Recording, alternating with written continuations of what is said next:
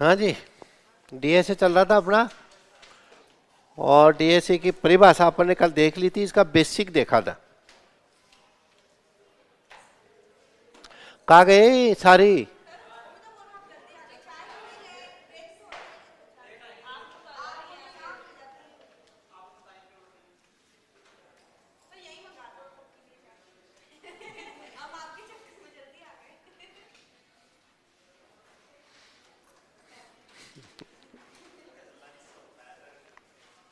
आ जाओ जल्दी से।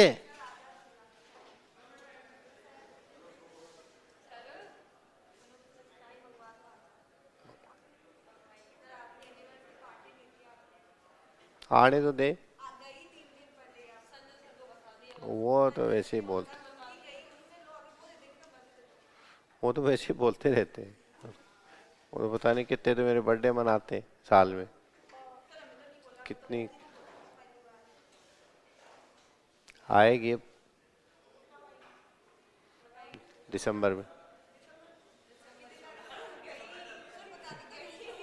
आगे नहीं आएगा दिसंबर अब।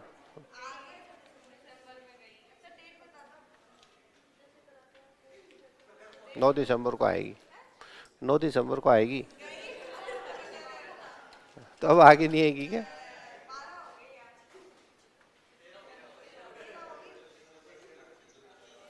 आ जाओ भाई, आ जाओ।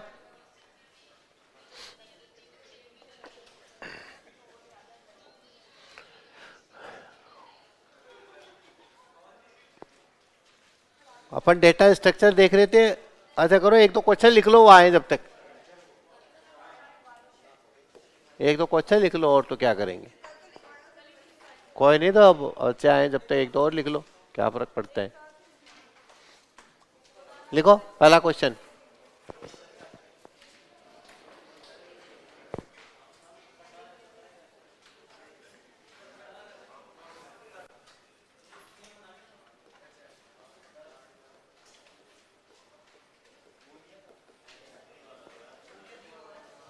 निम्न में से कौन सा ऑपरेशन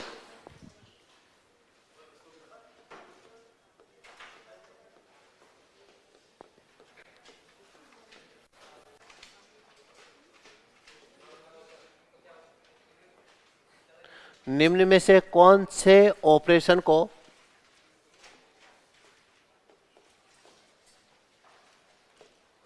निम्न में से कौन से ऑपरेशन को एरे पर निम्न में से कौन से ऑपरेशन को एरे पर परफॉर्म नहीं किया जा सकता है?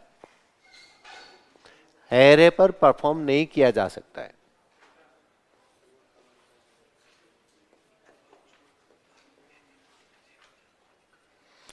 सर्चिंग,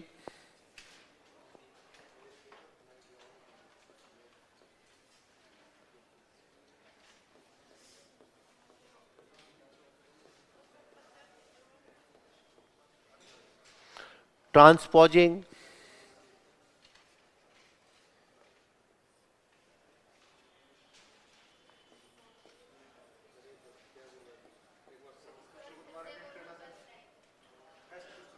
अच्छा वो हिंदी वाला तो बार क्वेश्चन बोलो।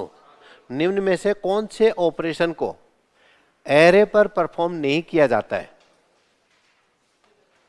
निम्न में से कौन से ऑपरेशन को एरे पर परफॉर्म नहीं किया जाता है? वो है सर्चिंग, ट्रांसपोजिंग, स्केलिंग।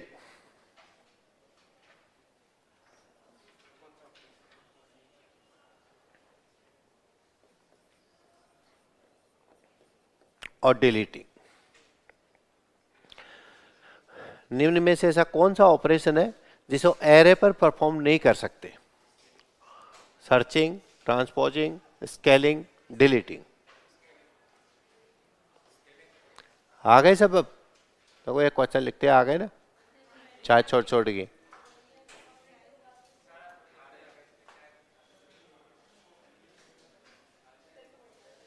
चलो अब आ गए तो मैं बता देता हूं। देखो अपने डीएसए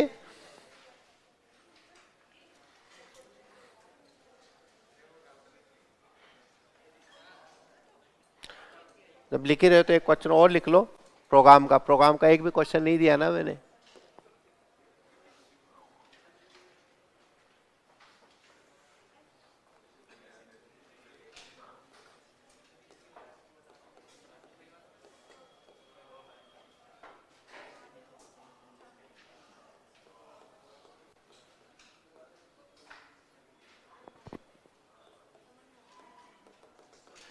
निम्नलिखित कोड के माध्यम से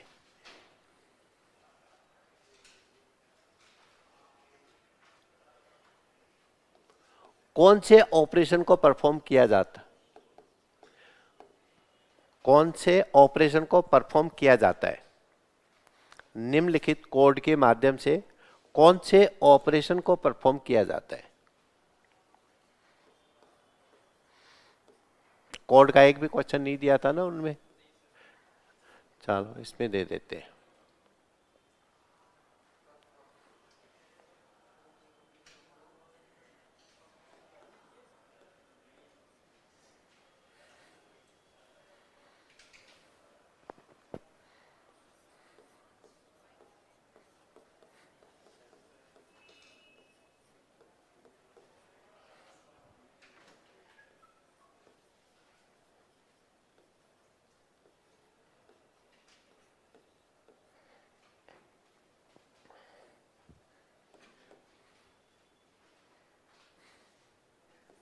एक कोड दिया है, ये आपको बताना है क्या परफॉर्म कर रहा है।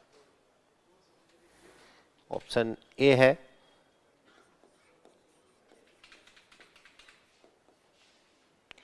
Dynamic memory allocation,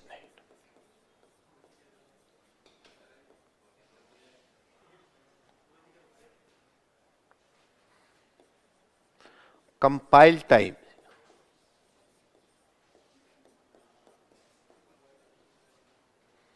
initialisation,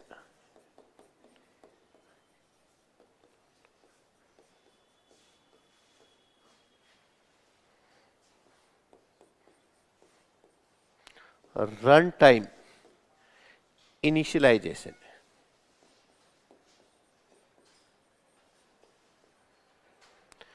static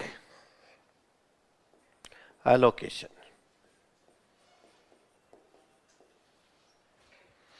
बताओ, देखिए दो लाइनें आपको दे दी और फिर आपसे पूछा कि इनमें से कौन सा काम हो रहा है इसमें। हिंट ARR5, क्योंकि इसमें ज्यादा बड़े प्रोग्राम तो आपके आते नहीं है, इसी तरह से आपको थोड़ा कंफ्यूज करेंगे और फिर आपको इसमें बताना पड़ता है।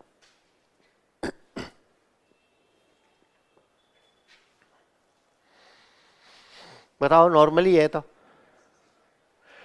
डायनामिक मेमोरी एलोकेशन हो रहा है, इसमें कंपाइल टाइम इनिशियलाइजेशन हो रहा है, रन टाइम इनिशियलाइजेशन हो रहा है, या स्टैटिक एलोकेशन हो रहा है?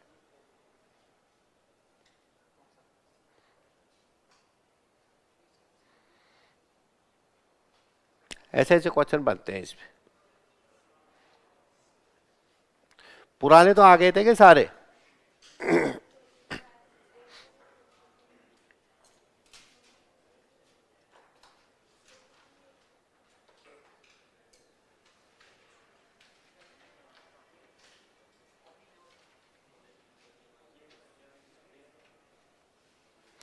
वो करा दिया था क्या मैंने दिस ऑपरेटर का? दिस THIS दिस क्या होता है? बाय डिफॉल्ट पॉइंटर कौन सा होता है?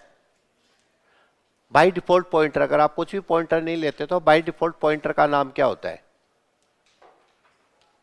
नहीं कहा है क्या?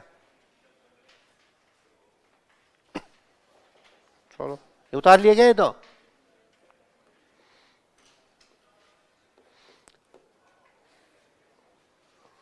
लिखो फिर तो।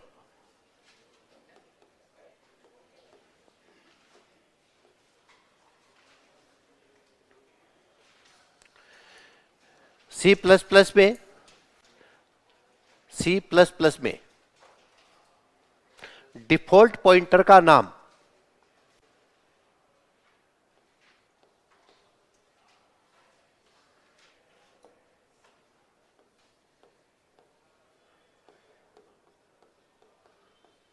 सी प्लस प्लस में डिफॉल्ट पॉइंटर का नाम क्या होता है?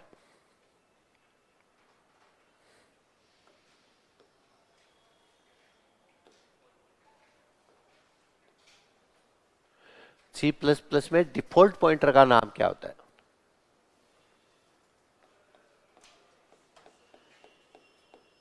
तो सी प्लस प्लस में ये डेटा स्ट्रक्चर में काम आता है। सी प्लस प्लस सी किसी में पूछ सकता है, वो एक ही होता है। ऑप्शन ए है डिफॉल्ट।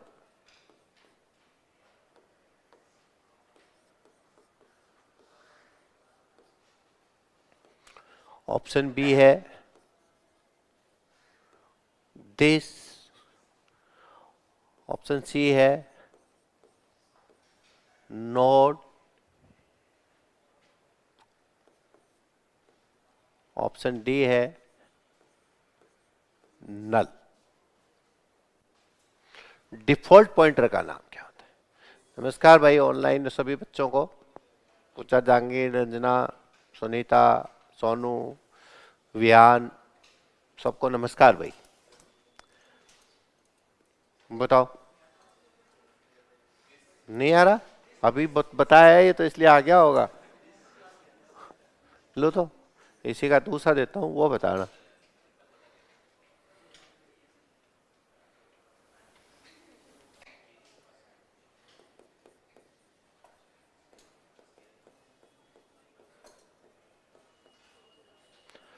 दिस पॉइंटर के माध्यम से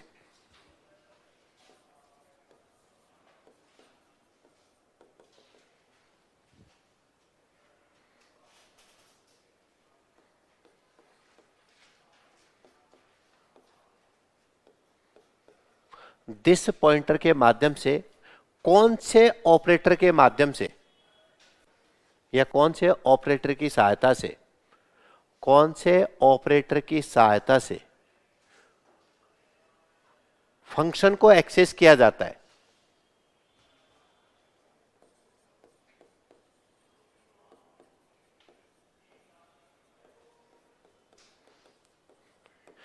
दिस पॉइंटर की सहायता से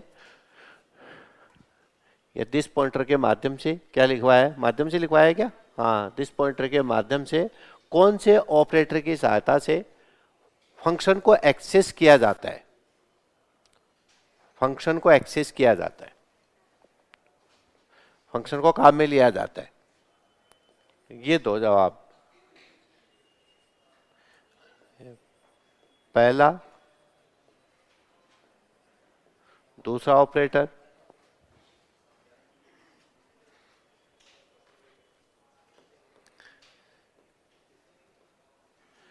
तीसरा ऑपरेटर,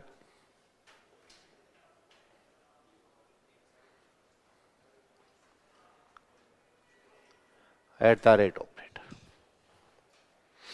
इनमें से कौन सा ऑपरेटर है जिसके माध्यम से दिस पॉइंटर से फंक्शन को आप काम में लेते हो?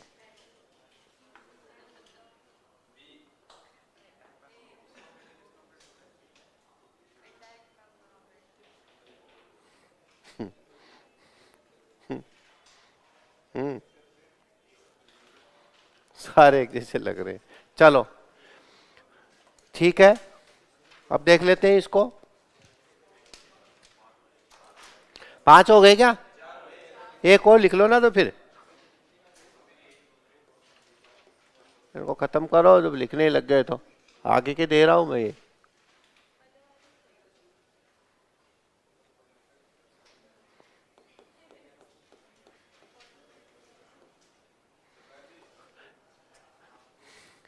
इसको लिखो स्टार पी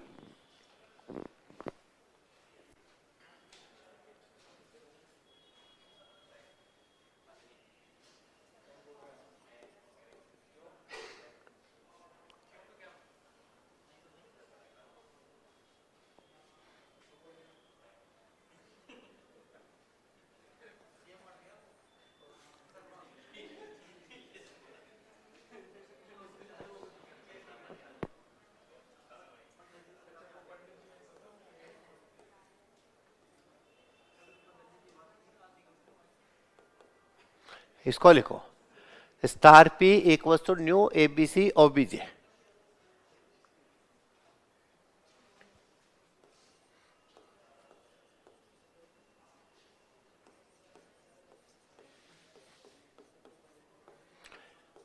एक किस प्रकार का उदाहरण है,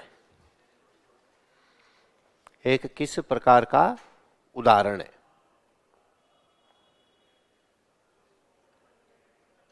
star P equal to new ABC और बीजे, मतलब इसके प्रोग्राम तो आते हैं लेकिन इस तरीके से प्रोग्राम में से क्वेश्चंस बनते हैं, ऐसे नहीं पूरा बड़ा बड़ा प्रोग्राम देंगे फिर आपसे पूछेंगे। ऑप्शन चाहिए इसके,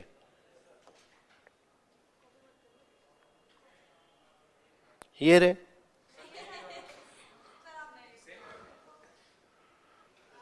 ABCD, ये 4 ऑप्शन है।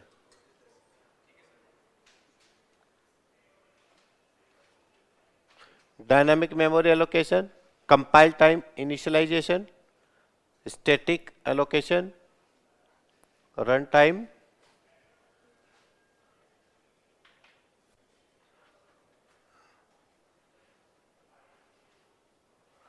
ये लिख लो तुम तो ऐसे ही ऐसे ही।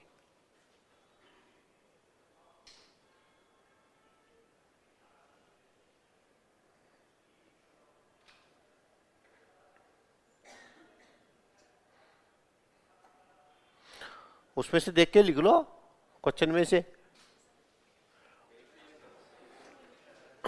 यहां से देख रहे हो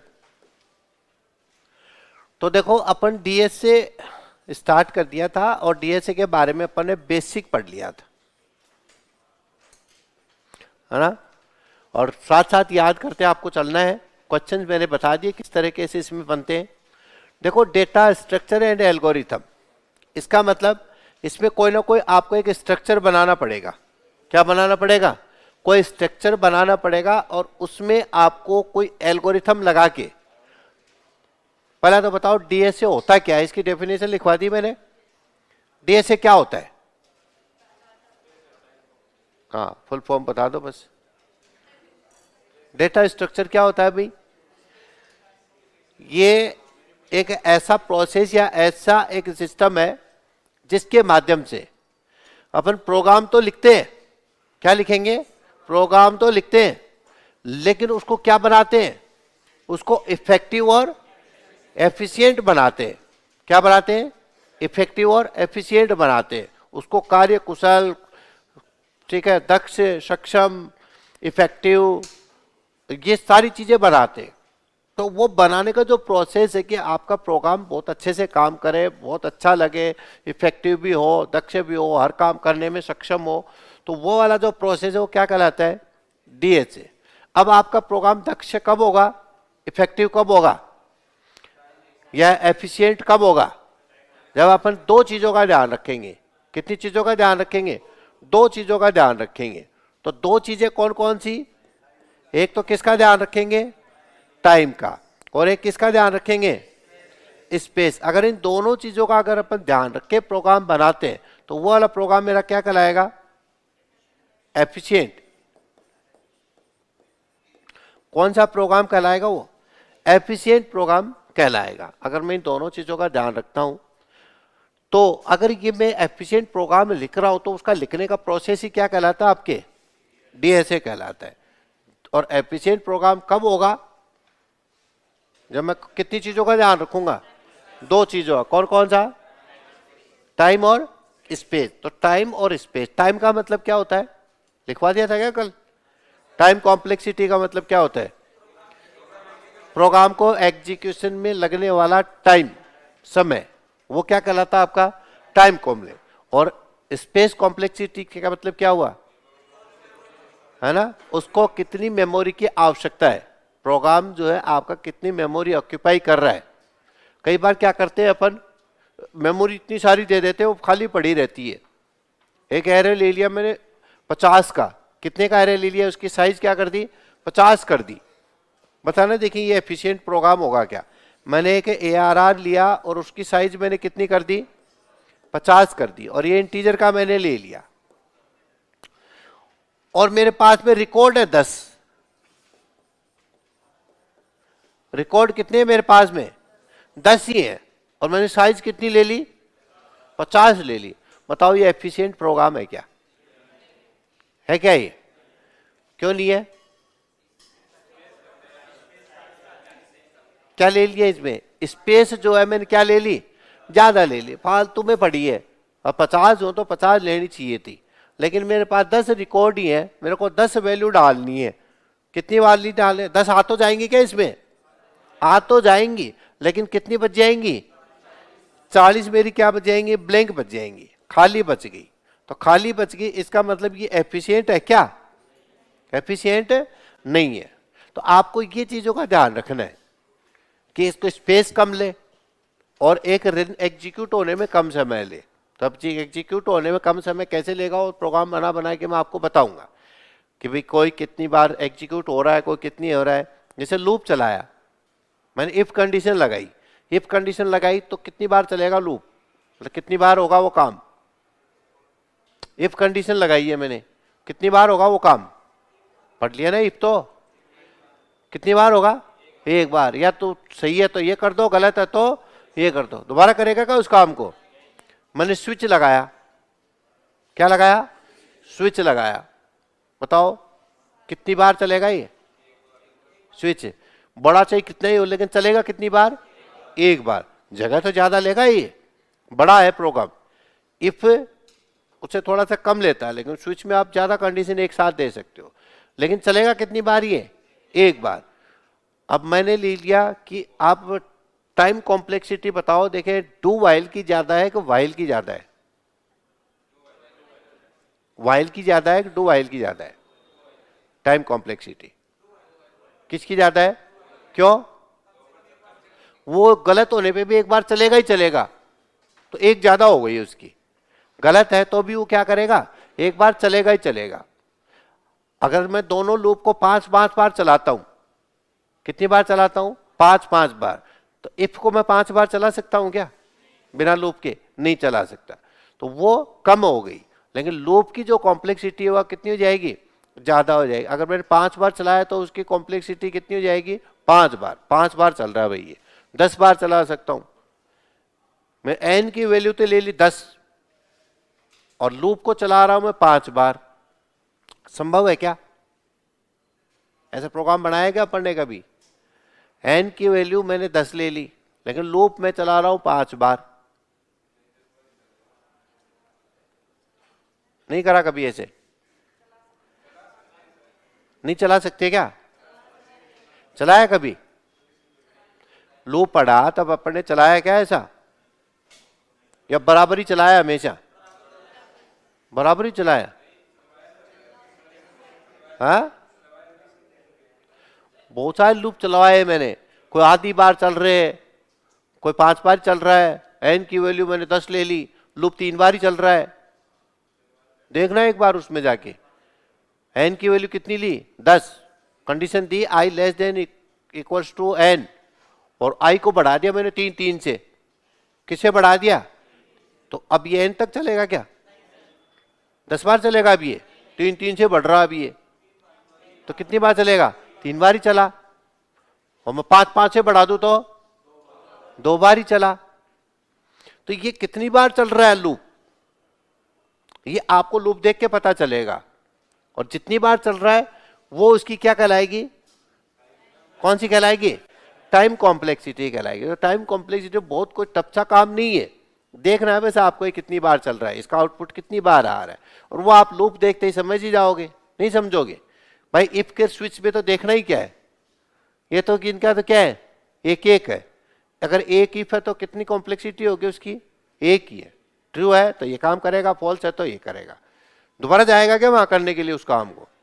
तो ये बहुत सिंपल सिंपल सी चीजें हैं, ये अपने आगे आएंगी। लेकिन अभी आपको सिर्फ ये देखना है कि डीएसए में अपने को कौन सा प्रोग्राम लिखना है? एफिशिएंट प्रोग्राम लिखना है। और एफिशिएंट प्रोग्राम लिखने के लिए आपको कितनी चीजों का ध्यान में रखना है? 2 चीजों को ध्यान में रखना है। अब 2 चीजें कौन कौन सी है? टाइम और स्पेस। ठीक है, अब इसमें से ये जो मैंने क्वेश्चन से दे रखे, पहले तो मैं उसको करा देता हूं। क्वेश्चन किस चीज के दिए थे लास्ट क्लास में? पॉइंटर के थे या एरे के थे या स्टैक के? तो नहीं होंगे, हाँ, किस चीज के? अच्छा, मेमोरी एलोकेशन वाले ये हैं। चलो, तो एक मैं प्रोग्राम से इसको समझा देता हूं, है ना, कि एक प्रोग्राम से पॉइंटर का एक प्रोग्राम ले लेता हूं, और पॉइंटर वाले, वैसे तो पॉइंटर पढ़ चुके हैं अपन। सबसे पहले क्या पढ़ रहे हैं अब? इसमें पॉइंटर पढ़ लेते हैं। मैंने क्वेश्चन पॉइंटर का दे रखा आपको।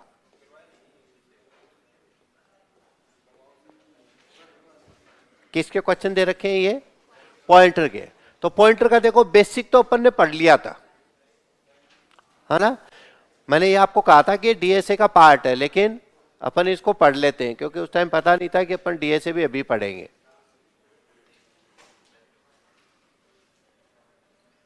याद है क्या पॉइंटर का कॉन्सेप्ट, या भूल चुके हो?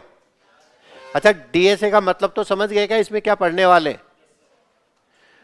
अब देखो, पॉइंटर का कॉन्सेप्ट जो है वो आपको देखना है। तो पहले तो बताओ, देखो पॉइंटर है, ये पॉइंटर वेरिएबल होता है क्या? पॉइंटर क्या होता है? ये भी एक वेरिएबल ही है, लेकिन क्या स्टोर करता है? ये एड्रेस को, याद है। और इसकी पहचान क्या है? क्या लगेगा इससे पहले? स्टार। और वो एड्रेस प्रिंट करना और वो सारी चीजें याद ध्यान है क्या? मेरे को रिवाइज तो कुछ कराना नहीं है, तो बस तो इसका एक प्रोग्राम बना देता हूं मैं डायरेक्ट। ये ऑलरेडी रिटर्न है, AW लिख लेना इसमें। इसकी थ्योरी वोरी पढ़ रखी है, पूछ के देख लेता हूं मैं आपसे, याद है कि नहीं। बताओ, अगर मैं ये कहता हूं कि ये इंट x, ये कौन सा पॉइंटर है? ये पॉइंटर है ही नहीं। और मैंने कहा इंट स्टार p, क्या है ये? और मैंने कहा इंट स्टार स्टार pp, क्या है ये? क्या करेंगे? हाँ, याद है? यही सारे कॉन्सेप्ट अब अपने इसमें काम में आते हैं जो अपन ने पहले पढ़ लिए।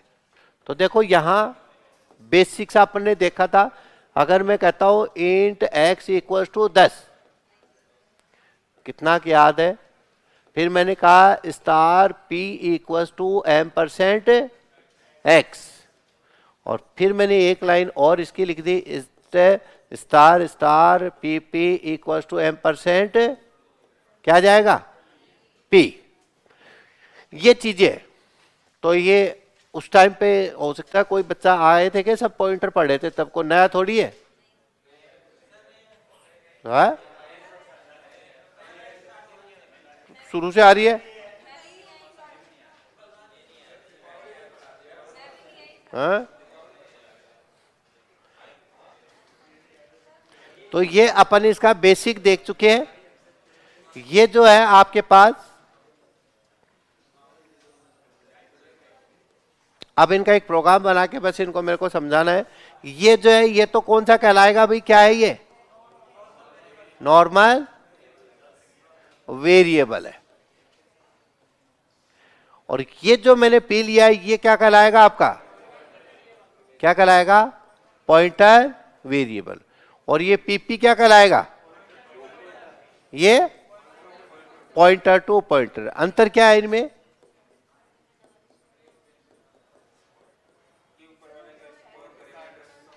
पॉइंटर वेरिएबल तो किसके एड्रेस को स्टोर करता है?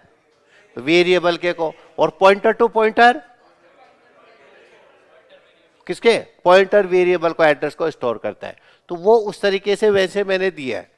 अब मैं इस x को, इस 10 को 3 तरीके से प्रिंट कर सकता हूं।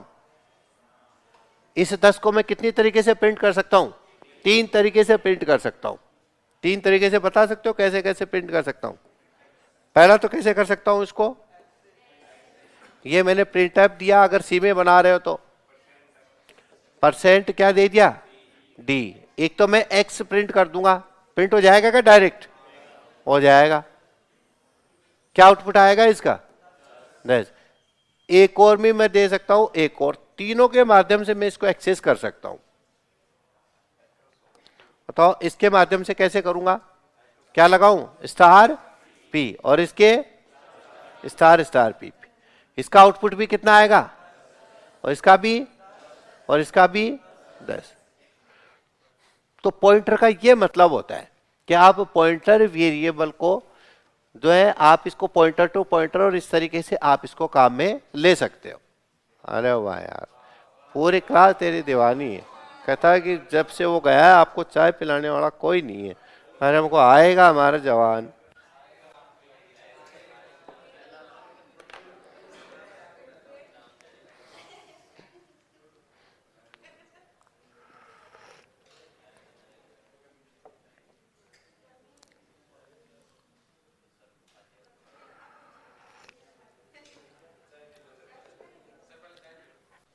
हाँ, तो तुम इसको उतार तो लो। और तो वहां उतरा हुआ है। अब यहां प्रोग्राम बनेंगे। अब इसका डायनामिक मेमोरी एलोकेशन करूंगा। वहां डायनामिक मेमोरी एलोकेशन थोड़ी किया था, वहां तो सिर्फ एक कॉन्सेप्ट बता के छोड़ दिया था।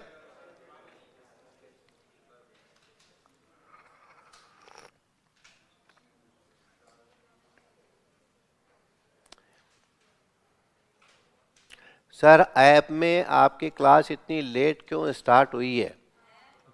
मैं आपका 8:30 बजे से इंतजार कर रहा हूं और 9 बजे। हाँ। भाई 8:30 बजे तो 8:30 वाली लाइव नहीं जाती क्या आपकी क्लास? स्त्री की जाती है ना यार। 8:30 बजे आया तो दिखा होगा तेरे को एक और कोई आदमी। झूठ ऐसे पकड़ में आ जाते हैं।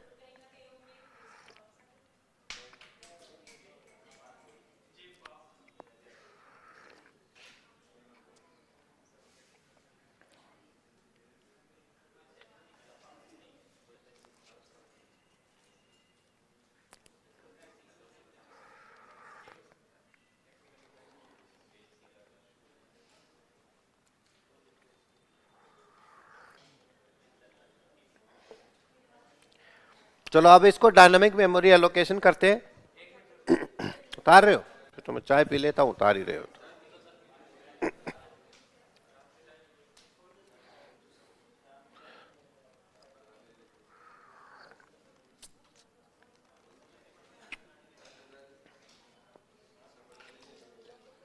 ये तो एक तरीके से रिवीजन है इसका पूरा। मैंने चार्ट वार्ट बनवा दिया था।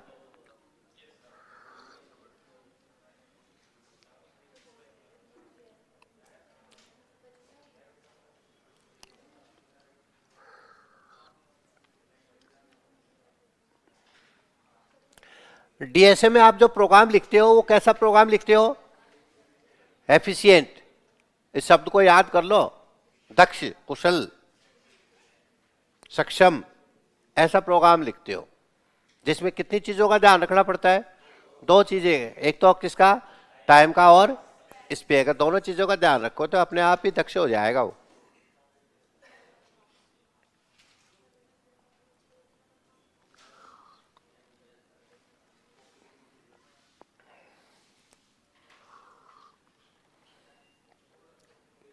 डायनामिक मेमोरी एलोकेशन करवाया था क्या इसको रन टाइम पे?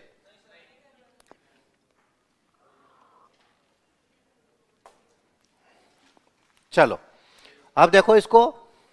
अच्छा ये तो सबको याद है ना ये क्या हो रहा है और कैसे हो रहा है? इसकी थ्योरी वोरी नहीं लिखवाई है इसलिए मैंने लिख दिया ऑलरेडी रिटर्न।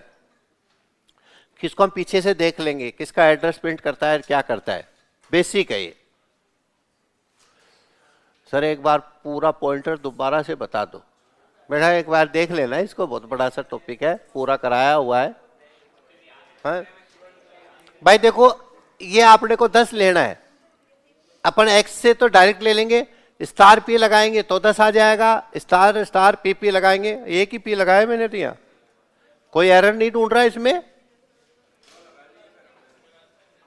अच्छा आपने 2 लगा दिए क्या? देखो वेरिएबल में 2 पी लिए तो 2 लो या।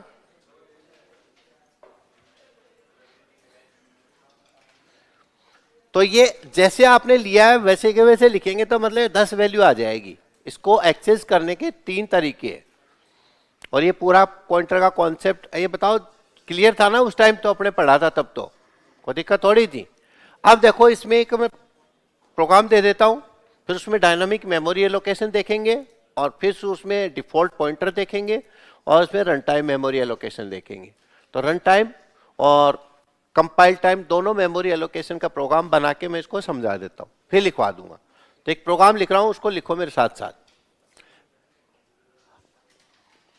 C++ का ही लिख देता हूं।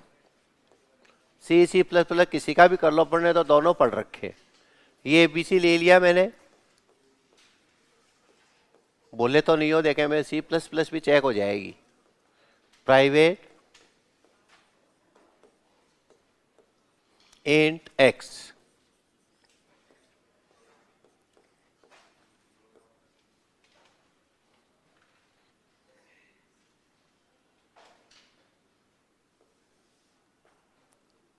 Int y।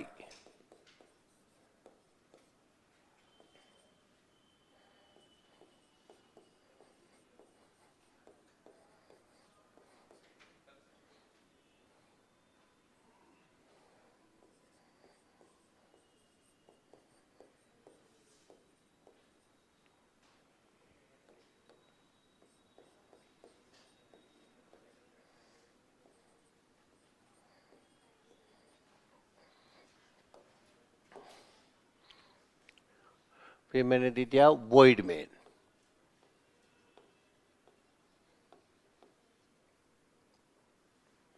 अभी मैंने इसमें पॉइंटर वॉइंटर नहीं लिया है, एक बार ये, फिर इसको चेंज करूंगा और दोनों आपको एक साथ बताऊंगा।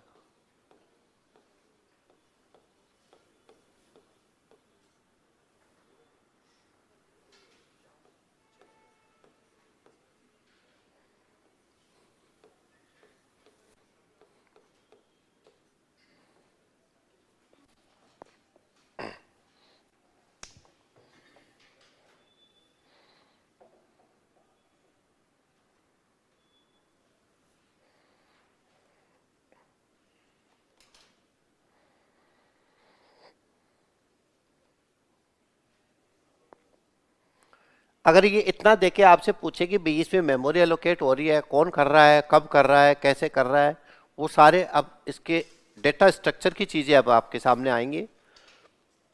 पहले तो आउटपुट निकालो, वो तो नहीं भूल गए हो कहीं। आउटपुट निकालना आता है क्या?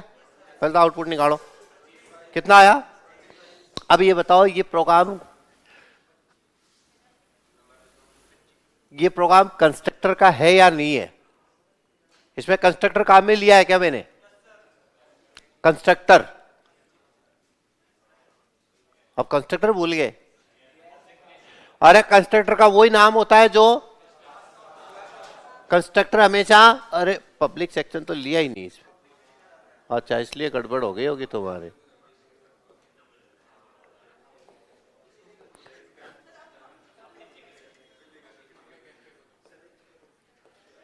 ऊपर प्राइवेट ले लिया। चलो अब बताओ, कंस्ट्रक्टर हमेशा कौन से सेक्शन में आता है? पब्लिक सेक्शन में। कंस्ट्रक्टर का वही नाम होता है जो कंस्ट्रक्टर का कोई भी रिटर्न टाइप ये मेमोरी को क्या करता है? अलोकेट करता है। कब एलोकेट करता है? ऑब्जेक्ट को क्रिएट करते टाइम। अब बताओ इसमें कंस्ट्रक्टर है कि नहीं है? अब ढूंढो। हाँ, पहले नहीं था कंस्ट्रक्टर, तो पहले भी था पर वो एरर वाला था, वो पब्लिक सेक्शन में नहीं था, तो उसमें एरर आ जाती है अपन इधर। लेकिन कंस्ट्रक्टर का कम से कम डेफिनेशन तो याद रखो। तो है क्या इसमें कंस्ट्रक्टर? क्या नाम है उसका? और क्लास का क्या नाम है? अब बताओ कंस्ट्रक्टर कौन सा है इसमें? 1 argument, 2 argument, default, copy constructor? कौन सा है? 1 आर्ग्यूमेंट है। इतना क्लियर है? अब 1 आर्ग्यूमेंट है तो अब आपने इसको कर भी लिया होगा। कर लिया क्या? कैसे किया? कंस्ट्रक्टर मेमोरी को अलोकेट कब कर रहा है? कहां पर कर रहा है? यहां पर क्या कर रहा है मेमोरी को? मेमोरी अलोकेट उधर हो रही है कि इधर हो रही है? कहां पे? यहां पे क्या हो रहा है? मेमोरी एलोकेशन का काम हो रहा है। यहां पे क्या हो रही है, मेमोरी अलोकेट हो रही है। जितनी क्लास के अंदर जितने वेरिएबल है उतनी क्या हो जाएगी, इसके मेमोरी अलोकेट हो जाएगी। बताओ कितनी मेमोरी अलोकेट होएगी इसको। और ये लो, यही तो है स्पेस कॉम्प्लेक्सिटी, टाइम कॉम्प्लेक्सिटी। अब स्पेस बताना आपको, इसमें कितनी स्पेस लेगा ये, कितनी, बस 2 ही बाइट ले रहा है। और ढंग से देख लो, 2 ही बाइट ले रहा है ये।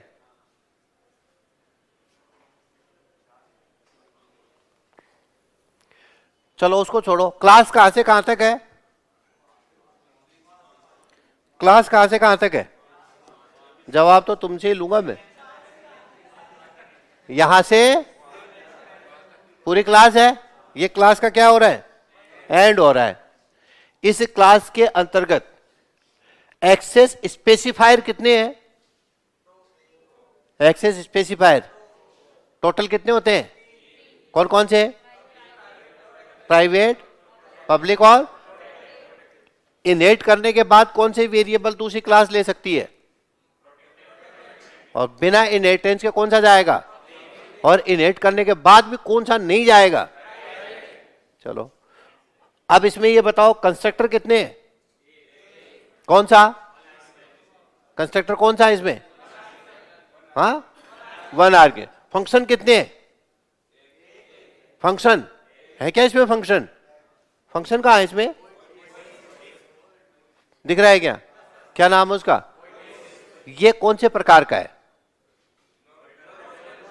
फंक्शन, कितने प्रकार के, ये कौन से प्रकार का है, नो रिटर्न। अब ये बताओ यहां से यहां तक वेरिएबल कितने हैं, कौन कौन से, तो मेमोरी कितनी एलोकेट होएगी, इतना घुमा के लाना पड़ेगा तुम्हारे को।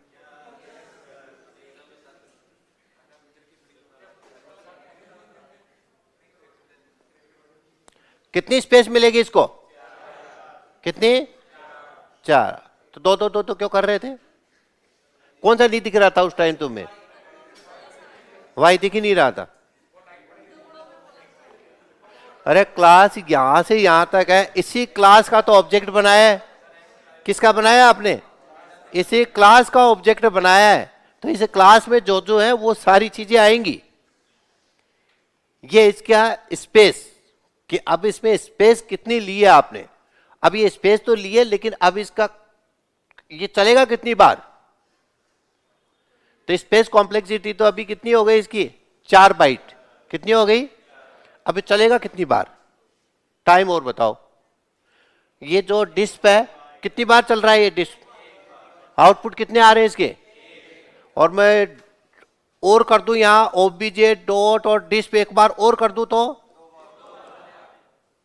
फिर इसकी टाइम कॉम्प्लेक्सिटी कितनी हो गई, और एक बार और कर दूं तो, एक बार और कर दूं तो, और ये वेरिएबल और एक और बढ़ा दूं तो क्या 6, क्या बढ़ जाएगी, और मेरे को टाइम बढ़ाना है तो इनको बढ़ाऊं, और टाइम कम करना है तो इनको कम करूं। अब इससे कम क्या करूं, 1 से भी कम हो सकती है क्या, 1 से कम अगर मैं करूंगा तो फिर क्या हो जाएगा, आउटपुट नहीं आएगा। तो सबसे बेस्ट पूछते हैं आपसे कि सबसे बेस्ट जो है एक्सीलेंट जिसको बोलते हैं सुपर, वो आपके टाइम कॉम्प्लेक्सिटी कितनी होती है, तो आपको कितनी बतानी है, 1। तो 1 तो चाहिए ही चाहिए, वहां पर ऑप्शन में 0 भी आता है, लेकिन अगर मैं 0 कर दूंगा तो इसका कोई यूज रहेगा क्या, इसका कोई यूज नहीं रहेगा। लेकिन मैं इसे डिस्क को 10 बार प्रिंट कर रहा हूं, और 10 बार ही 10 10 10 10 ही प्रिंट होएगा, कुछ और होएगा, 10 10 10 10 ही होएगा। तो कॉम्प्लेक्सिटी बढ़ा दी, लेकिन 10 10 10 10 10 ही आ रहा है, कुछ और आना चाहिए कि नहीं आना चाहिए, फिर वो एफिशिएंट प्रोग्राम नहीं कहलाएगा। कुछ चेंज करते, अलग आउटपुट आता, कुछ और होता। तो अगर मैं मेमोरी बढ़ा रहा हूं तो क्या चीज बढ़ रही है, क्या बढ़ रही है, और अगर मैं इधर इसका आउटपुट बढ़ा रहा हूं तो क्या बढ़ रहा है, टाइम कैसे बढ़ा, आउटपुट बढ़ा रहा हूं तो, हाँ वो उतनी बार एग्जीक्यूट हो रहा है, वही तो है कि कितनी बार एग्जीक्यूट होगा वो तो क्या कहलाता है, टाइम। और कितनी मेमोरी लेगा वो क्या कहलाता है, स्पेस। इन दोनों को आपको एफिशिएंट बनाना है, तो मैंने खूब एफिशिएंट बनाया है इसमें।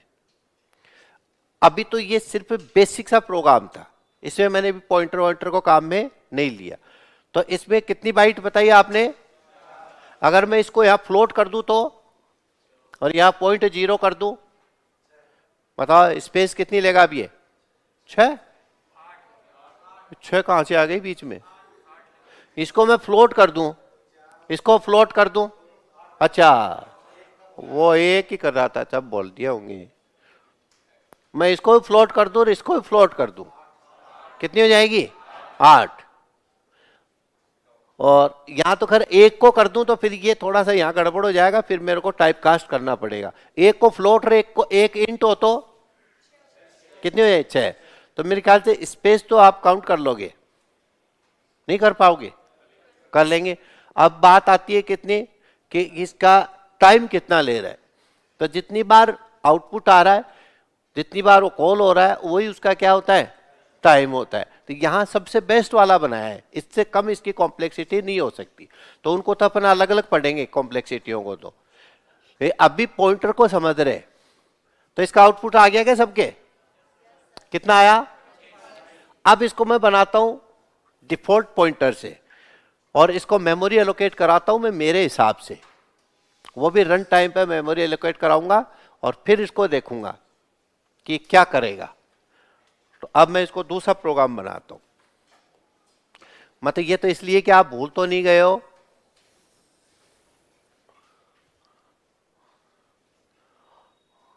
इसी में चेंज कर दो, आपको तो दोबारा लिखना पड़ेगा। यहां से चेंज होएगा अभी, यहां आपको दिस पॉइंटर काम में लेना है।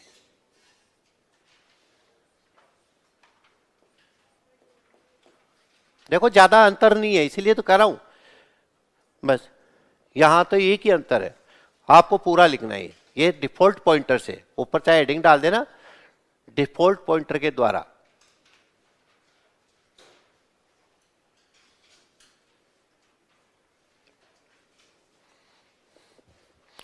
डिफॉल्ट पॉइंटर के द्वारा यहां तक ऐसे कैसे काम रहेगा।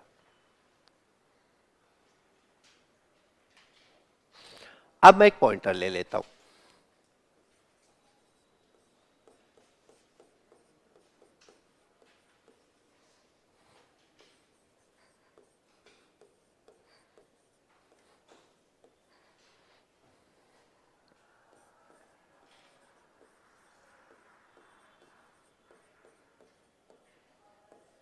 और वो बेसिक समझ में आ गया, तो अब ये भी आपको आराम से समझ में आएगा, इसमें कोई दिक्कत नहीं आएगी।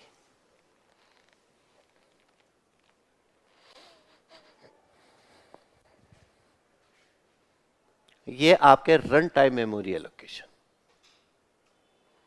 ये मैं मेरे हिसाब से करवा रहा हूं।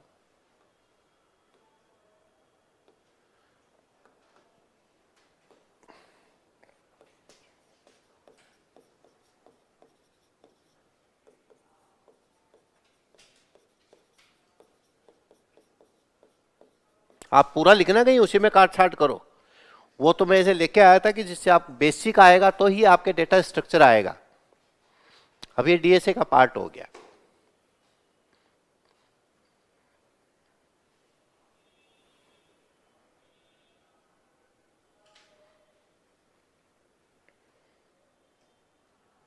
पूरा उतारा ना।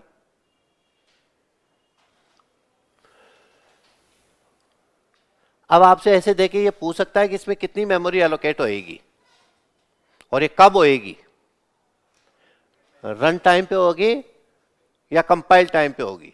आप जो खुद मेमोरी एलोकेट करवाते हो वो रन टाइम पर होती है, और अपने आप होती है वो कंपाइल टाइम पे। तो एक ये ध्यान रखना, आपने जो मेमोरी एलोकेट करवाई है न्यू कीवर्ड के माध्यम से, ये न्यू कीवर्ड और ये सारे अभी मैं बता दूंगा आपको कि इसमें मेमोरी एलोकेट करने के लिए ये न्यू कीवर्ड काम में लेते हैं।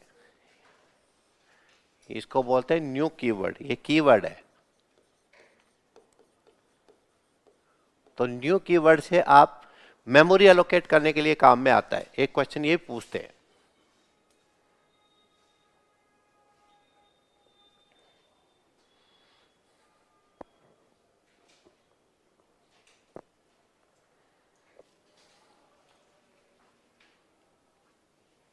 समझा दूं?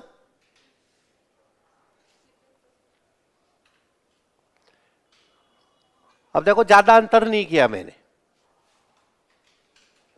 बस इसको पॉइंटर के थ्रू किया है और रन टाइम मेमोरी एलोकेट करवाई है, और कुछ भी नहीं किया।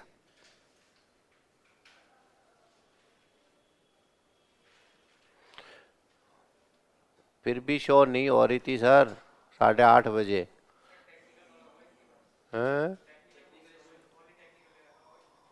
हाँ भैया, ओनली टेक्निकल तो नहीं ले रखा आपने?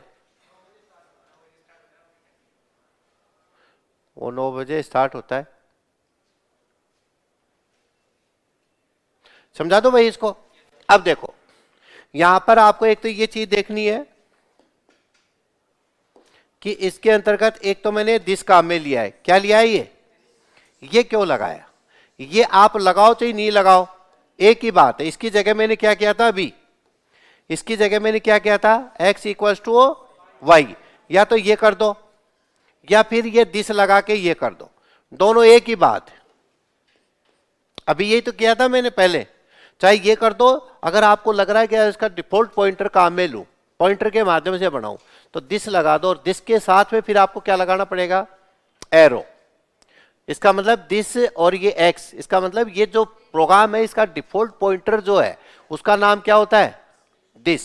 एक आपसे ये पूछेंगे कि किसी भी प्रोग्राम का या किसी भी लैंग्वेज का डिफॉल्ट पॉइंटर, ये डिफॉल्ट पॉइंटर है मैंने बनाया है, पी, ये तो मैंने बनाया है, और ये दिस, तो ये कहते हैं डिफॉल्ट पॉइंटर। ये आप काम में लो नहीं लो एक ही बात है, लेकिन मैंने लिया क्यों है यहां पर समझाने के लिए। ये डिफॉल्ट पॉइंटर का नाम है। अब आप कहेंगे सर क्यों लिया है इसको, नहीं लेंगे तो एरर आएगी क्या? नहीं आएगी। आप x equals to Y direct भी कर सकते थे, अभी अपन ने किया ही था। लेकिन अगर आपको लग रहा है सर मैं दिस को काम में लूं तो कैसे लूंगा, ऐसे लेंगे फिर आप दिस, और दिस का डिफॉल्ट पॉइंटर का क्या ले लिया आपने, x ले लिया। इसके अंदर किसकी वैल्यू आ रही है, तो आप इतना भी ले सकते हो, ये छोड़ भी सकते हो, ये ऑप्शनल है। लेकिन थ्योरेटिकल में पूछ लें कि भाई दिस को काम में लेंगे तो कैसे लेंगे, तो बताओ कैसे काम में लेंगे। दिस के बाद में डॉट लगाएंगे, एरो, एरो। तो पॉइंटर से अगर किसी भी चीज को आपको एक्सेस करना है तो एरो लगाते हैं या सेमीकोलन या डॉट, एरो लगाते हैं। तो ये बताओ ये यहां से आते हैं ऑप्शनल है या लिखना जरूरी है, ये इतना क्या है, ये क्या है, ऑप्शनल है, तो ये आप छोड़ सकते हो। मैंने यहां क्यों लिखा है, फिर क्यों लिखा है, आ जाएगी भी डिफॉल्ट पॉइंटर का नाम क्या है और उसको कैसे काम में लेते हैं। तो ये डिफॉल्ट पॉइंटर का नाम बताओ, दिस, ये पहले से बना हुआ है, इसका हमने नहीं बनाया, नाम भी फिक्स है, छोटे अक्षरों में आएगा, ऐसे ही आएगा। तो ये और ये इसी में काम करेगा। सी लैंग्वेज, C++ इसके अंदर पहले से बना हुआ एक है, अगर आप पॉइंटर को काम में लेना चाहते हो। तो ये दूसरा जो पॉइंटर है ये मैंने बनाया है, ये डिफॉल्ट पॉइंटर है, ये यूजर डिफाइंड पॉइंटर है, ये P, ये क्या है, ये यूजर डिफाइंड पॉइंटर है। अब आप कहेंगे सर इससे पहले स्टार तो लग ही नहीं रहा, पॉइंटर से पहले क्या लगता है, स्टार लगता है। सर इससे पहले स्टार तो लग ही नहीं रहा, अरे नहीं लग रहा है, ये तो पहले से बनाया हुआ है इसका कि पॉइंटर की जैसे काम करेगा ये, तो पहले से बना के तो कुछ भी दे देगा, उसको काम में लेना है। और वो जो P जो है वो किसने बनाया है, वो मैंने बनाया है। तो अब यहां से यहां तक का बताओ, पहले तो क्लास समझ में आ गई क्या आपको, ये क्लास बनाई, ये एक वेरिएबल लिया, या वहां से कोई ना कोई वैल्यू आएगी, कौन सी वैल्यू आएगी, ये 5 जो जा रही है किस में आ जाएगी, ये किस में आ जाएगी, y में, और ये 5 किस में चली जाएगा, x में। इसको डालने के दो तरीके हो गए। अब आपसे पता है क्वेश्चन क्या पूछेगा, कि x इक्वल्स टू वाई निम्न में से किसके बराबर है, बताना। देखें अगर मैं कहता हूं x equals to Y is equals to, ऐसे क्वेश्चंस आते हैं। पिछली बार भी ऐसे ही था। और फिर वो क्या दे देगा, एक दे देगा this dot X equals to Y. Option B दे देगा आपके पास this arrow X equals to Y. C दे देगा X plus equals to Y. और डी दे देगा star P equals to x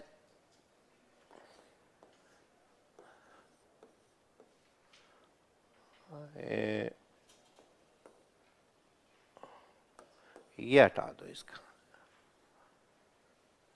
एक ये दे दे। ऐसे कहेगा कि ये x इक्वल्स टू निम्न में से किसके समान है, बताओ। देखिए अब ये ऐसे क्वेश्चन बनेंगे इनमें से, मतलब ऐसे प्रोग्राम नहीं आएंगे आपके, लेकिन प्रोग्राम में से छोटी छोटी चीजों को निकाल के पूछेगा, क्योंकि ऑब्जेक्टिव में पूछने का अलग अर्थ होता है और कॉलेज में पूछने का अलग अर्थ होता है। कॉलेज में तो सीधा सा क्या आता है कि दिस पॉइंटर को उपयोग में लेके एक प्रोग्राम बनाइए, आपके प्रोग्राम तो बनवाएगा नहीं। आप बताओ कौन सा सही लग रहा है इसमें, कैसे सही लगा? क्योंकि ये दिस पॉइंटर जो है ये बाय डिफॉल्ट है, इसको अगर काम में लेंगे तो ये गलत क्यों है? ये भी तो है, क्या लगा दिया यहां, डॉट लगा दिया। और मैं ये कहूं कि ये बताओ सही है क्या, दिस और ये चार टिमके लगा के x इक्वल्स टू वाई, ये भी गलत है। इसी की जगह सेमीकोलन लगा दो तो भी गलत है। सब कुछ है, सही कौन सा है, ये। तो ऐसे क्वेश्चंस आपको इसमें से देखने को मिलेंगे। तो अब ये बताओ क्लास वाली जो एरिया है इसका सारी चीजें समझ में आ गई क्या? पहले इसीलिए मैंने बेसिक बताया और अब दिस से किया है। तो और इसमें तो करा क्या है, दिस ही तो लिखा है भाई, ये चीज ही तो लिखी है, ऑप्शनल है, लिखो नहीं लिखो, बाकी तो यहां तक तो आ ही रहा था।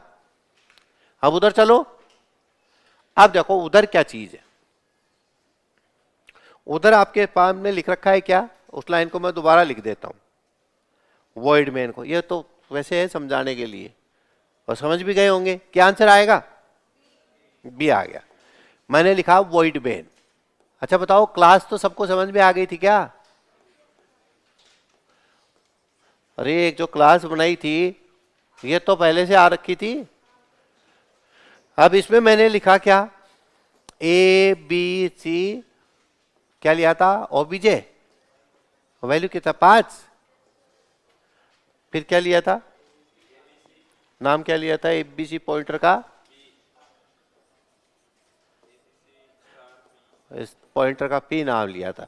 फिर मैंने न्यू मेमोरी एलोकेट करी होगी, और कितनी एलोकेट करी होगी, ओबीजे के बराबर। और फिर पी से मैंने किसको कर दिया, डिस्ट को कॉल कर दिया। अब देखो इस चीज को समझते, इसमें कौन कौन सी चीजें आपके सामने आ रही है। इसमें 2-3 क्वेश्चन है। पहले तो ये बताओ इसमें रन टाइम मेमोरी एलोकेशन कहां पे हो रहा है। ये यहां से यहां तक जो हो रहा है ये आप क्या कर रहे हो, मेमोरी एलोकेशन कर रहे हो। और ये मेमोरी एलोकेट किसको हो रही है, इस पॉइंटर को हो रही है। अब कितनी हो रही है ये आपको खुद को बताना पड़ेगा। वो प्रोग्राम देके इसे पूछ सकता है कि इसमें कौन सी मेमोरी एलोकेशन हो रही है, रन टाइम है कि कंपाइल टाइम है। रन टाइम का मतलब आप अपने हिसाब से रन करते टाइम कितनी मेमोरी ले लो। अब आप ले तो रहे हो लेकिन कितनी ले रहे हो ये बताओ। तो यहां देखो एबीसी टाइप की, इसको अगर मैं ऐसे लिखूं शॉर्ट में, दूसरे तरीके से लिखता हूं, मैंने लिख दिया int star P equals to new, और मैंने कर दिया इंट। देखो इसमें क्या होने वाला है, इससे समझो तो वो अपने आप समझ में आ जाएगा। मेरे को मेमोरी मिलेगी किसमें, किसमें मिलेगी, पॉइंटर में। मेमोरी देगा कौन, न्यू। बताओ न्यू क्या काम करता है, रन टाइम पर मेमोरी एलोकेट कौन करता है, न्यू। ये थ्योरेटिकल क्वेश्चन है। और कंपाइल टाइम पे, अरे कंस्ट्रक्टर कंस्ट्रक्टर डिस्ट्रक्टर पढ़ लिए ना, वो तो हो चुका। अगर आप अपने हिसाब से लेते हो तब तो क्या लगाओ, न्यू। और वैसे है, वैसे कंपाइलर भी करता है। अगर मैं आपने कंस्ट्रक्टर नहीं लिया तो भी मेमोरी एलोकेट करेगा का कोई ना कोई, तब कौन करेगा? मैंने कंस्ट्रक्टर नहीं लिया मेरे प्रोग्राम में और उसको कंपाइल करके रन कराऊंगा, हो जाएगा क्या रन बिना कंस्ट्रक्टर के? तो फिर मेमोरी एलोकेट किसने करी? कंपाइलर ने कर दी। मेमोरी एलोकेट तो होएगी, वो कंपाइल टाइम पे होएगी। अगर आप चाह रहे हो कि हमारे को जितनी चाहिए उतनी हमें चाहिए, तो वो रन टाइम पर करते हो। और रन टाइम पे मेमोरी एलोकेट करने के लिए किसको उपयोग में लेते हैं? तो ये क्या करेगा आपको, कौन से टाइम पर करेगा? ये रन करते हो जब, तो रन टाइम पे मेमोरी एलोकेट करने के लिए बताओ कौन से कीवर्ड का उपयोग होता है? न्यू। अब ये मेमोरी एलोकेट करेगा, इतनी करेगा, ये क्या कहलाती है इसकी? साइज। वैसे आप ब्रैकेट में दूसरे तरीके से भी आप इसे दे सकते हो। अगर इसको इस तरीके से करके और ब्रैकेट में अगर मैंने खाली छोड़ दिया है, इंट लिख दिया, तो वो उसका सिंटेक्स बता दूंगा मैं, पर पहले तो अभी ये देखो। तो इंटीजर की बताओ कितनी साइज होती है? कितनी होती है? 2। ये 2 बाइट किसको देगा? कौन देगा? तो ये न्यू क्या करेगा, ये इसको कितनी बाइट एलोकेट कर देगा? कितनी बाइट? 2 बाइट एलोकेट कर देगा। कब करेगा? अब बताओ, इस पॉइंटर जो है, इस पॉइंटर के पास कितनी मेमोरी है? कितनी है? 2। उसकी जगह फ्लोट कर दो तो 4 बाइट हो जाएगी। इसी प्रकार से अब इसको समझो आप, मैं किस में मेमोरी एलोकेट कर रहा हूं? पी में। कौन कर रहा है? कौन से डेटा टाइप की है? डेटा टाइप बताओ कौन सी है, कौन से प्रकार की? एबीसी प्रकार की। एबीसी प्रकार पहले से बना हुआ है कि मैंने बनाया है? मैंने बनाया है। और इसकी जो है चाहिए कितनी आपको? ऑब्जेक्ट के बराबर। ये इसकी क्या हो गई? साइज। ऑब्जेक्ट के बराबर इस डेटा टाइप की मेमोरी एलोकेट करो, किसमें? पॉइंटर में। तो बताओ मेमोरी एलोकेट यहां पर कौन कर रहा है? कौन कर रहा है? न्यू कर रहा है। और किसके बराबर कर रहा है? ऑब्जेक्ट के बराबर। और कौन से डेटा टाइप की कर रहा है? एबीसी प्रकार की। कौन सी? एबीसी। इसमें कौन सी प्रकार की कर रहा था?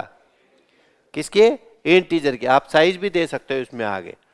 तो इंटीजर की उस साइज के बराबर मेमोरी एलोकेट करेगा। लेकिन ये तो यूजर डिफाइंड नहीं है, प्री डिफाइंड है कि यूजर डिफाइंड? तो इस कंपाइलर को पहले ही पता है, हिंट है तो कितनी बाइट देनी है? 2। लेकिन यहां पता है क्या उसको कितनी देनी है? ABC user defined, pre defined? और ये ओबीजे प्री डिफाइंड। तो इसका कंपाइलर को पता ही नहीं दोनों को कितनी देनी है। तो आप बता दो उसको कि इस टाइप की इतनी मेमोरी दे दो, तो इस टाइप की इतनी मेमोरी दे देगा। किसको? पॉइंटर को। बताओ कितनी देगा अब इस प्रोग्राम में? प्रोग्राम बना रखा नहीं? फिर 2 बाइट। कितनी देगा? 4 बाइट। उसको कैसे पता चला कंपाइलर को? आपने कहा है इस साइज की, इस डेटा टाइप की दे दे, तो ये ऑब्जेक्ट में जाएगा, इस क्लास के किस में जाएगा? ऑब्जेक्ट देखेगा और उस ऑब्जेक्ट के बराबर मेमोरी दे देगा। कब देगा? कंपाइल टाइम पे, रन टाइम पे। ये कहलाता है डायनामिक मेमोरी एलोकेशन। इसी को बोलते हैं क्या? डीएमए। क्या बोलते हैं इसको? Dynamic memory allocation. जितनी चाहिए उतनी। तो डायनामिक मेमोरी एलोकेशन बताओ कंपाइल टाइम पे होती है कि रन टाइम पे? किस पे? रन टाइम पे। तो ये आपके रन टाइम पर आप कितनी मेमोरी चाहिए वो आप कंप्यूटर से ले सकते हो। और इसका यही सिंटेक्स होता है। ऐसे ही लेंगे सभी क्लासेज में, फिक्स है ये। पर ये यूजर डिफाइंड है। प्री डिफाइंड में तो कोई दिक्कत नहीं है, प्री डिफाइंड में तो अपने आप ही ले लेगा। लेकिन यूजर डिफाइंड आपको आपके हिसाब से बताना पड़ेगा।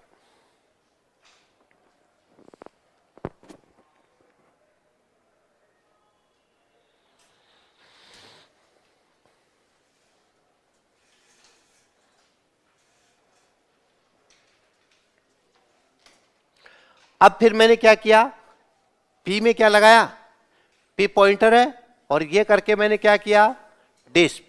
ये समझ में आ गया तो चलो उधर ही, क्या लिख रहे हो इसको,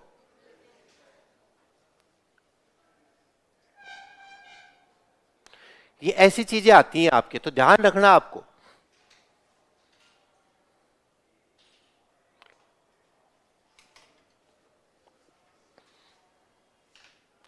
क्या हुआ, गड़बड़ है क्या कहीं? अरे मेमोरी एलोकेशन कराने में दिक्कत हो रही है क्या? अभी तो मेमोरी एलोकेट करवा रहे हैं, अभी तो और भी बहुत सारे काम करने हैं।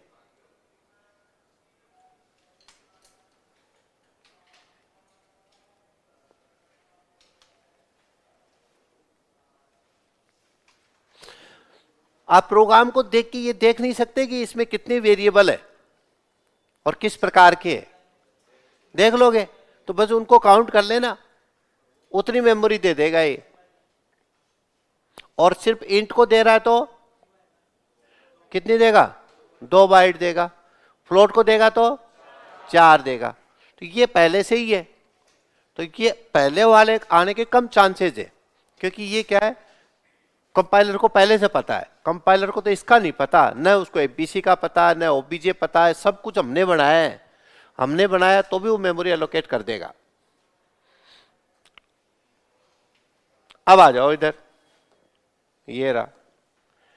अब देखो यहां पर ये मेमोरी एलोकेट हो गई, किस में आ गई ये मेमोरी पॉइंट। और देखो यहां मैंने क्या किया भाई, पी और डिस्क पे, बताओ कहां जाएगा ये प्रोग्राम, किसके पास जाएगा, डिस्क के पास। किसके माध्यम से, पॉइंटर के माध्यम से जा रहा है। तो पॉइंटर के माध्यम से जा रहा है तो क्या लगाया मैंने, क्या लगाया, एरो। और अगर ऑब्जेक्ट के माध्यम से लेता तो डॉट, है ना। ऑब्जेक्ट के माध्यम से तो क्या लगाया था, डॉट। कहां लगाया था, देखो ये रहा। ऑब्जेक्ट के माध्यम से तो क्या लगता है, डॉट, और पॉइंटर के माध्यम से एरो। ये थ्योरेटिकल क्वेश्चन याद रखने।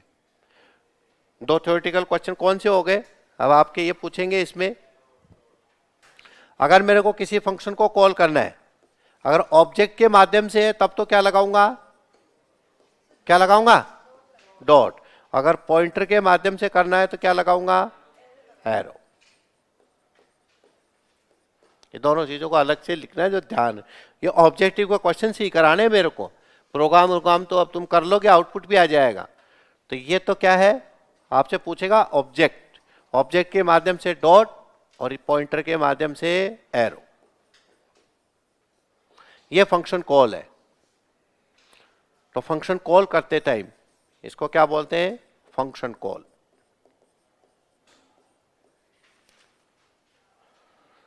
तो कॉल करने का तरीका है और कुछ भी नहीं है बस।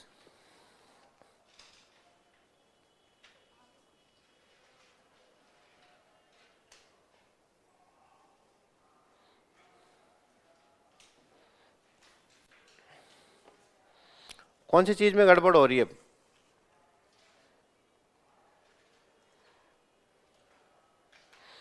दिक्कत थोड़ी हो रही है। डायनामिक मेमोरी एलोकेशन का समझ में आ गया क्या? मैं एक सिंटेक्स दूंगा, उसमें बता दोगे सही कौन सा है डायनामिक मेमोरी एलोकेशन कराने का। एक क्वेश्चन देता हूं, बताओ ऑब्जेक्ट के माध्यम से फंक्शन को कॉल करने का सही तरीका क्या है, ऑब्जेक्ट डॉट और फंक्शन का नाम, नेम ऑफ ऑब्जेक्ट डॉट और फंक्शन का नाम, और पॉइंटर के माध्यम से नेम ऑफ पॉइंटर एरो और नेम ऑफ फंक्शन। चलो एक क्वेश्चन देता हूं, उसको करो, उतार लिया होगा।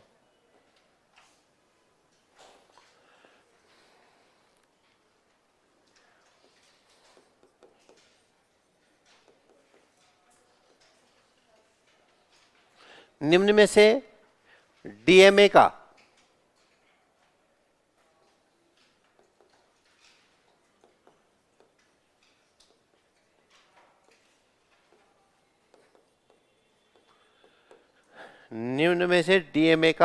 सही सिंटेक्स कौन सा है डायनामिक मेमोरी एलोकेशन का। मतलब डायनामिक है, इसका मतलब कौन से टाइम पे हो रहा है ये, कंपाइल, हाँ।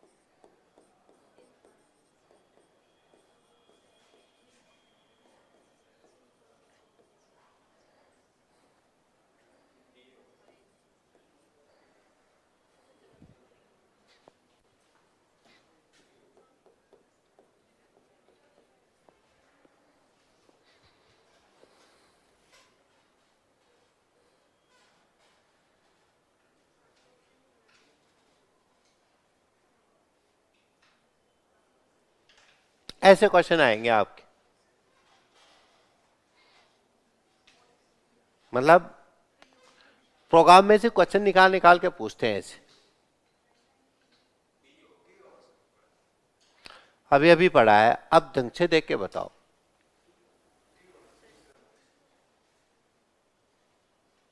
क्यों? उपरोक्त अभी नहीं है?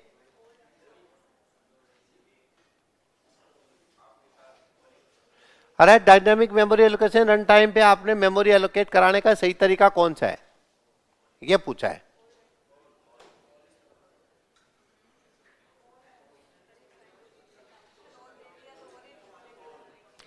चलो बताओ, dynamic memory allocation run time पे मेमोरी एलोकेशन करवाने के लिए कौन से कीवर्ड का उपयोग होता है? न्यू का। सब में न्यू का उपयोग हो रहा है, तो सब में नहीं हो रहा तो ऑल तो वैसे हट गया, तो आना चाहिए ना उपरोक्त सभी। वो भी तो है ना दिमाग में, उपरोक्त सभी आया है तो सारे जी होंगे, तो ऑल तो वैसे हट गया। देखो इसमें न्यू तो आपने दे दिया, क्या दे दिया? न्यू तो दे दिया, लेकिन इसमें डेटा टाइप बताया गया, कौन से डेटा टाइप की देनी है बताया गया? इसके बताया नहीं, उसको क्या पता चलेगा कि इसको इंटीजर की देनी है, एक फ्लोट की देनी है, एक डबल की देनी है? डेटा टाइप इसने नहीं बताया, तो बिना डेटा टाइप बताए ये आपके मेमोरी एलोकेट नहीं करेगा रन टाइम पे। फिर आपके कह रहा है साइज ऑफ, साइज ऑफ किसकी? इंट। अरे ये तो इंट की साइज बताएगा, क्या बताएगा? साइज बताएगा कि इंटीजर कितने बाइट का है, या एलोकेट करेगा क्या? क्या बताएगा? ये तो साइज बताएगा। तो साइज बताने का क्वेश्चन थोड़ी है ये तो रन टाइम पे मेमोरी एलोकेट कराने का है। सिंटैक्स सही है ये भी, लेकिन ये क्या बताने का है? क्या कराने का है? साइज बताने के लिए। तो साइज अगर आपको ये पूछा कि इसमें साइज ज्ञात करने के लिए क्या आएगा, तब तो ये सही था कि साइज ऑफ इंट, इंट की बता देगा कितनी बाइट है, 2 बाइट। लेकिन ये अलोकेट थोड़ी कर रहा है, अलोकेट नहीं कर रहा। मेमोरी अलोकेट तो कौन करेगा? न्यू करेगा, तो इसमें न्यू है ही नहीं, तो ये भी क्या हो गया? गलत। तीसरा इंट और न्यू, ये कह रहा है इंट और न्यू कि इंट तू दे दे न्यू टाइप की मेमोरी, इंट तू इसको दे दे न्यू टाइप की मेमोरी। ये सही बोल रहा है उल्टा बोल रहा है? उल्टा बोल रहा है। न्यू को बोलता तो न्यू तू मेमोरी दे दे इंटीजर टाइप की, तो ये क्या हो गए? दोनों उल्टे पुल्टे हो गए। क्या हो गए? ये उल्टे पुल्टे हो गए। अब ये कह रहा है न्यू तू दे दे मेमोरी कौन से टाइप की, इंटीजर टाइप की, तो कौन सा आएगा?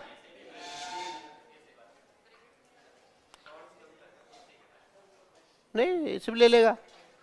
अगर और इंटीजर टाइप की और अगर देनी है आपको 10 20 30 तब वो ब्रैकेट लगाओ, अन्यथा 2 बाइट दे देगा। कितनी बाइट देगा अभी इसमें, कितनी बाइट देगा? 2 बाइट दे देगा। कहां गड़बड़ हुई थी इसमें? तो तुक्का लगाया था क्या? ऑल आ गया था इसलिए गड़बड़ हो गई। तो अच्छा चलो पहले तो थ्योरी बताओ। थ्योरी ये बताओ डिफॉल्ट पॉइंटर का नाम क्या होता है?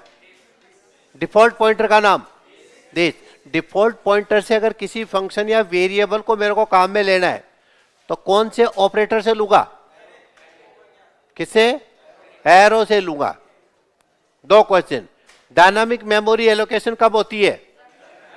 कौन से टाइम पे? रन टाइम पे। इसको अलोकेट करने के लिए कौन से कीवर्ड को उपयोग में लेते हैं? किसको? न्यू को। उसका सही सिंटेक्स क्या है? अब इसका ये वाला तो लिख दो, इसका ये वाला सही सिंटेक्स हो गया। यहां तो आपके पास में क्या आ गया? पॉइंटर इक्वल्स टू कौन सा कीवर्ड आएगा? न्यू। फिर क्या आएगा आपके? Data type. कौन से डेटा टाइप की चाहिए? और फिर आप ब्रैकेट में क्या दे सकते हो? साइज दे सकते हो। साइज अगर है तो दो, अदरवाइज डेटा टाइप करके छोड़ोगे तो वो अपने आप उतनी ही देगा। तो मैंने अभी जो लिया था, अब ये डेटा टाइप कोई सा भी हो सकता है, यूजर डिफाइंड और प्री डिफाइंड। ये कौन कौन सा हो सकता है? यूजर डिफाइंड और कौन सा हो सकता है? फिर तो प्री डिफाइंड भी हो सकता है और यूजर डिफाइंड भी। अब मैंने बताना, मैं जो एक एग्जांपल ले रहा हूं, ये कौन से का प्रकार है। मैंने कहा न्यू ABC OBJ। ये यूजर डिफाइंड है, प्री डिफाइंड है? अब बताओ इसमें डेटा टाइप तो कौन सा हो गया? ABC। अब ये ABC डेटा टाइप कौन से प्रकार का है? User defined, pre defined? User defined है। और इसी की जगह में int star P equals to new और इंट करके और इसकी साइज ले ली 10। ये कौन सा है? Pre defined. तो ये इंटीजर टाइप की इतनी मेमोरी एलोकेट करेगा। और ये कौन से प्रकार की? ABC प्रकार की करेगा। अब ABC इसको खुद को ही नहीं पता।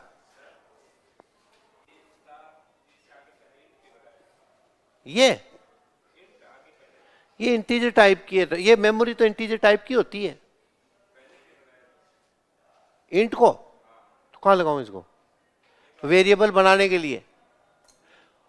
अरे वेरिएबल तो पॉइंटर वेरिएबल तो बनाएंगे ना अपन। पॉइंटर वेरिएबल ये बनेगा कैसे? ये इंट स्टार P लिखाऊंगा तभी तो पॉइंटर बनेगा। पॉइंटर वेरिएबल कैसे बनेगा? इंट स्टार P, ये पॉइंटर वेरिएबल बन गया और फिर ये सारा काम होएगा। पॉइंटर वेरिएबल तो बनाना जरूरी है ना।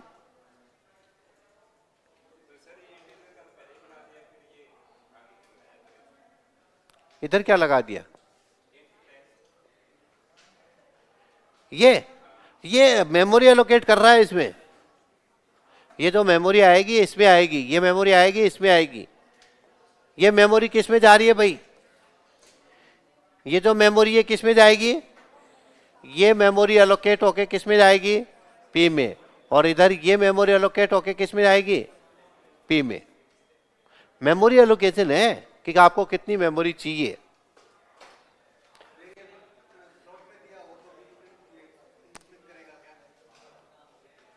ये तो आपको इंट ही लेना है। मेमोरी हमेशा 2 बाइट 4 बाइट 8 बाइट ये होती है, पॉइंटों में होती नहीं है मेमोरी।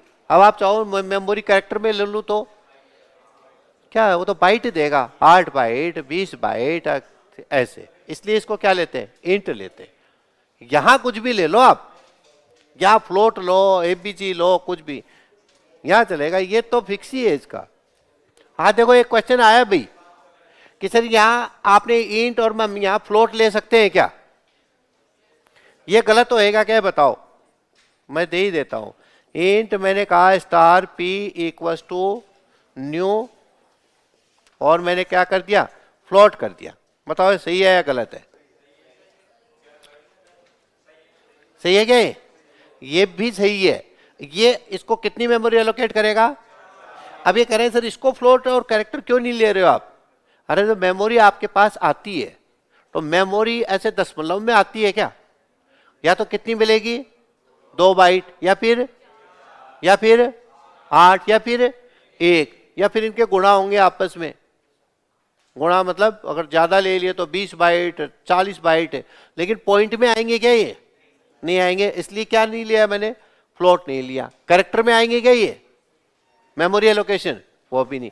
हाँ ये दे सकते हो यहां पे किस टाइप की चाहिए, तो यहां पर तो वो है कि आपको कितनी मेमोरी है। तो बताओ इसका सही सिंटेक्स कौन सा हो गया, अब आया है समझ में